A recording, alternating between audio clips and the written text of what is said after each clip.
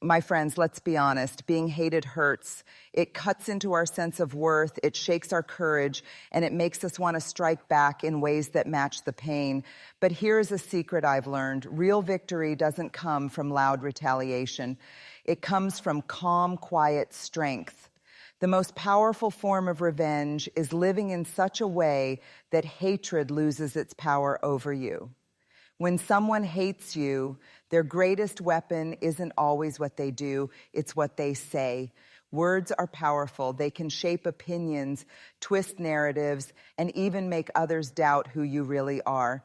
Haters know this, which is why they spend their energy painting distorted pictures of you. Their goal is simple: to trap you into defending yourself endlessly so that you look guilty, reactive, or small. But here is the truth. You don't need to fight words with more words.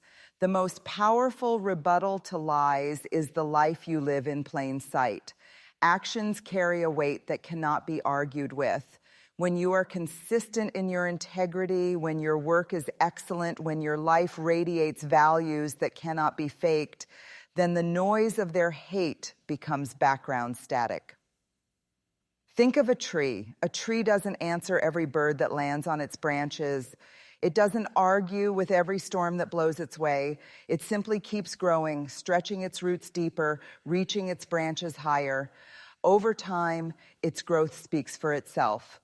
That's how your life should respond to hate, not with shouting, but with steady growth and undeniable fruit. Living this way requires patience. Haters look for immediate reactions. They want you to lose your temper, to crumble under gossip, to feel like you must justify every step you take. But calm revenge is refusing to rush into defense. Instead, you quietly keep showing up, keep doing the work, keep nurturing your vision. Over time, your results become undeniable evidence so that no rumor can erase. And here's something powerful. When you let your actions do the talking, you shift the focus.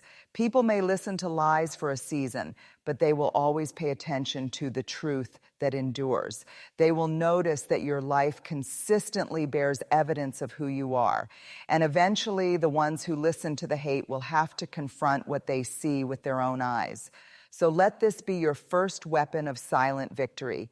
Don't waste energy proving, defending, or arguing. Invest that energy in building and creating and showing up faithfully. The more you do, the less you'll need to say. Because when your life becomes a testimony, your haters' words become whispers lost in the wind. Hate always comes with a hook. When someone hates you, they don't just want to feel bitterness in their own heart. They want you to carry it too. They want you entangled in their negativity, responding to their every move, feeding the fire they lit. The greatest trap is not their words or actions. It's the emotional pull they create within you. This is why mastering emotional distance is one of the most powerful, calm revenge tactics you can ever practice. Emotional distance doesn't mean you no longer care about people, nor does it mean you stop feeling. It means you have learned to choose what deserves your emotional investment and what does not. It means refusing to give your haters the privilege of disturbing your inner peace. When you stay emotionally entangled with those who hate you, you live in reaction mode. You're angry when they insult you. You're anxious when they plot against you. You're consumed by trying to read between the lines of every little thing they do. That is how they win, because hatred thrives on your energy. The more you react, the more you feed the cycle. But emotional distance is different. It's like stepping back from a painting that once looked overwhelming when you stood too close. Suddenly you see the whole picture. You recognize their hate for what it really is: projection, insecurity, fear, or envy. You realize it's not about your worth, it's about their wounds. And once you see this, you stop carrying their darkness as if it belongs to you. Think of it like protecting your atmosphere. If someone opens a jar of poison in the room, you don't argue with the poison. You step outside, breathe fresh air, and refuse to inhale it. That's emotional distance. You don't fight their toxicity on their terms. You simply refuse to let it invade your space. This doesn't mean you never address wrongs or set boundaries. Boundaries are necessary, but boundaries are not emotional entanglements. They are walls of clarity. You can firmly say, I will not allow this in my life, while still keeping your peace intact. That's power. That's victory. And here's the most liberating part. When you master emotional distance, you discover that not everything needs your reaction. Some insults deserve silence. Some attacks deserve no acknowledgement. Your strength is not proven by how quickly you react. It's proven by how calmly you choose not to. So, if you want to defeat those who hate you, stop letting them set the rhythm of your emotions. Reclaim the steering wheel of your heart. Decide that their bitterness is not your burden. Because when you become untouchable emotionally, their hate loses its power completely. When someone hates you, one of the easiest traps to fall into is holding a grudge. Grudges feel natural because they give us the illusion of control. We replay the offense, we nurse the wound, we imagine scenarios where we finally get even, and for a moment it feels like we're winning because at least we haven't forgotten. But here's the truth. Grudges don't protect you. They poison you. Hatred plus grudges is like drinking salt water when you're thirsty. You think you're satisfying the ache, but you're only making yourself weaker. The more you cling to the wrong done to you, the more space it takes up in your heart. And slowly you stop growing, stop dreaming, stop building, because all of your energy is tied up in the past. But choosing growth is different. Growth says, I see what you did, but I refuse to let it define me. I acknowledge the wound, but I will not build my life around it. I will not stop becoming just because you tried to break me. That is calm revenge, because while your haters are hoping to shrink your world to the size of your pain, you are expanding into something bigger than they ever imagined. Growth requires courage. It means taking the energy you could spend replaying the betrayal and investing it into your future instead. Instead of obsessing over who hurt you, you learn a new skill. Instead of plotting how to get even, you pour yourself into your goals. Instead of living in cycles of bitterness, you step into circles of learning, healing, and creating. Think of a seed. When it is buried in the dark, it has two choices: stay buried and rot, or push through the soil and grow. That's exactly the choice you face when you encounter hate. You can let it bury you, holding on to the grudge, or you can use it as the very pressure that pushes you toward growth. And here's the beauty. Growth itself is the loudest answer you can ever give to a hater. When they see you succeeding, flourishing, and becoming, their narrative falls apart. Your very existence disproves their attempts to limit you. Without saying a word, you demonstrate that they could not stop you. So ask yourself, do you want to be defined by your grudges or by your growth? Because one will chain you to the ear hate and the other will set you free. Choosing growth doesn't mean you ignore the pain. It means you transform it into fuel. And when you do, you win silently, powerfully, and completely. Peace is not something the world hands you. It's something you protect like treasure. And when you are surrounded by people who hate you, nothing becomes more valuable than your peace. Because what haters really want is not just to talk about you. They want to disturb you. They want you restless, replaying their words at 2 a.m., checking their moves, proving your worth. They want your mind crowded and your soul unsettled. That's why peace is the ultimate calm revenge. When you refuse to give anyone the power to shake your inner world, you win without lifting a finger. Think about this. We lock our houses, we guard our phones, we secure our money, but how many of us guard our peace with the same intensity? Your peace is more valuable than all of these because without it, even your greatest achievements feel empty. What good is success if you are constantly anxious? What good is recognition if you are haunted by resentment? Peace is what makes life whole. But here's the challenge. Protecting peace requires boundaries. And boundaries often feel uncomfortable, especially when others expect unlimited access to you. To protect your peace, you may have to limit conversations, step away from toxic environments, or cut ties with people who drain you. And here's the hard part. Sometimes those people are close to you. But peace is sacred. You don't apologize for choosing it. Protecting your peace also means being intentional with what you allow into your mind. Not every battle is worth your attention. Not every opinion deserves your response. Not every comment requires your energy. Silence becomes your shield, and stillness becomes your weapon. When they try to stir conflict, you remain calm. When they expect retaliation, you choose reflection.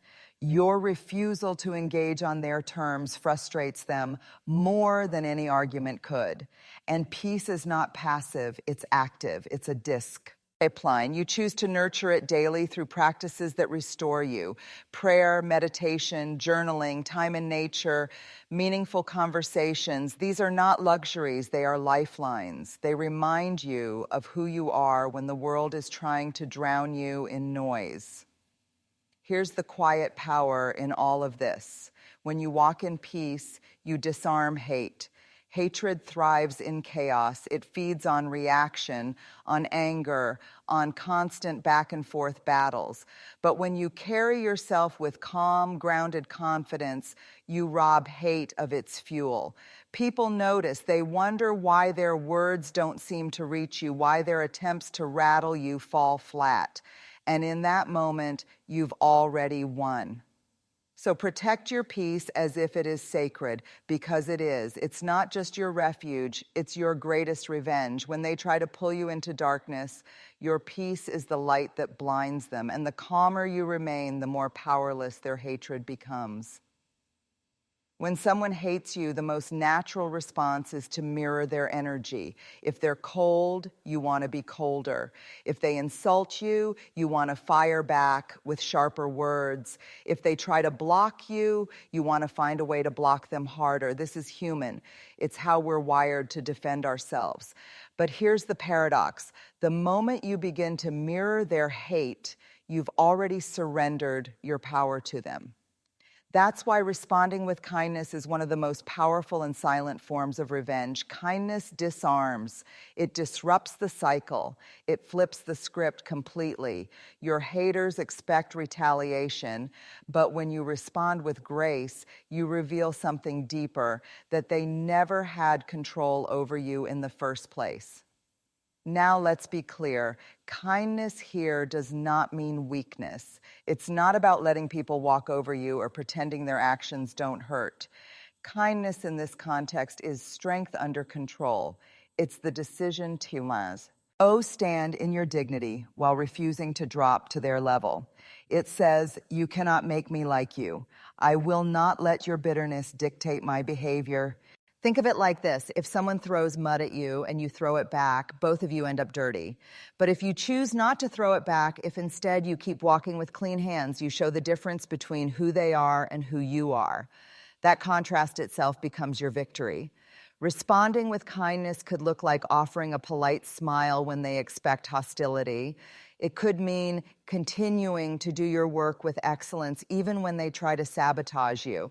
It could mean greeting them with civility instead of ignoring them with bitterness. These small acts may seem insignificant, but they are incredibly powerful because they communicate freedom. And here's the beauty. Kindness exposes the smallness of hate. While your haters are burning with resentment, your calm and gracious response makes them appear petty.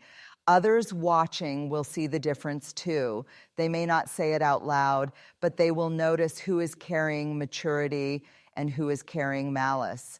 The truth is, hate thrives on cycles of escalation. Every time you retaliate, you give it more life. But kindness starves it. It leaves no fuel for the fire. Over time, your consistent grace becomes unbearable for those who wish to see you broken. They will either grow tired of their hate or be forced to confront their own emptiness. And the greatest victory, when you choose kindness, you don't just protect yourself, you protect your soul. You refuse to let hate reshape you into something you're not. You stay rooted in your values. You stay aligned with your character. You stay free. So the next time you face hate, don't let it make you bitter. Surprise it, confuse it, defeat it by responding with unexpected kindness. because nothing is louder, nothing is stronger, and nothing is more unsettling to a hater than a person who refuses to hate them back. One of the most painful tricks of hate is isolate. Ion, when people hate you, they often want to make you feel as though you stand alone, that their opinion is the final word about your worth. And if you allow yourself to believe that lie, their hate gains strength. That's why one of the calmest, most powerful ways to defeat those who despise you is to build a circle of support that cannot be shaken. You see, no matter how strong you are not meant to carry the weight of life alone. Even the most resilient hearts need places of rest, safety, and belonging. Hatred becomes dangerous when it convinces you that you are unworthy of love, friendship, or trust. But the moment you choose to surround yourself with people who see you clearly and value you deeply, you strip hate of its loudest weapon: isolation. A strong support system acts like a mirror. When your haters try to distort your reflection, your circle reminds you of who you really are. They remind you of your worth when you forget. They remind you of your progress when you feel stuck. They remind you of your light when others only want to highlight your flaws. That kind of community is priceless. It anchors you when hate tries to shake your ground. Building this circle doesn't always mean having a crowd. In fact, sometimes the fewer the better. What matters is not the number of people, but the quality of their presence. Even one or two people who are loyal, wise, and honest with you can outweigh the noise of dozens of critics. These are the people who will celebrate your victories without jealousy and walk with you through storms without abandoning you. And here's the truth: haters hate when you are loved. Nothing frustrates them more than seeing you thrive in community.